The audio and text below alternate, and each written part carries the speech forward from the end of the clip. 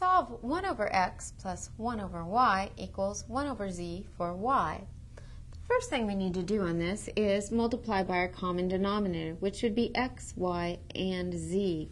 So we'll multiply this entire equation by x, y, z.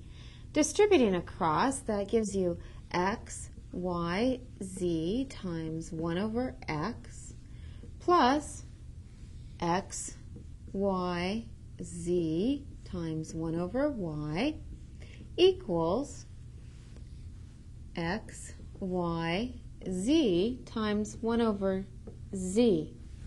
Now if we go back and cancel, since this is over 1, notice the x's cancel, and you have yz times 1, which is yz. Plus, here, since this is over 1, notice the y's cancel, and you have xz times 1, which is xz. And here, since this is over 1, notice that the z's cancel, and you're left with xy times 1, or xy. Now, we are solving for our y, so we need to make it so our y's are on the same side.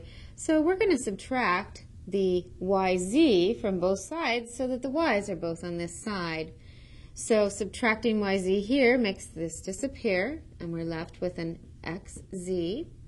And over here you'll have an xy minus yz, because we subtracted it here and we subtracted it there. Now notice over here that we can factor a y out. When you factor y out, you're left with x minus z. And since the x minus z is multiplied by the y, and the opposite operation would be to divide, we can divide both sides by x minus z. When we do that, on the right-hand side, these will cancel, and we're left with y equals xz over x minus z, or if you prefer to write that as y equaling xz over x minus z with the y on the left-hand side. That's fine also. So your solution is y equals xz divided by x minus z.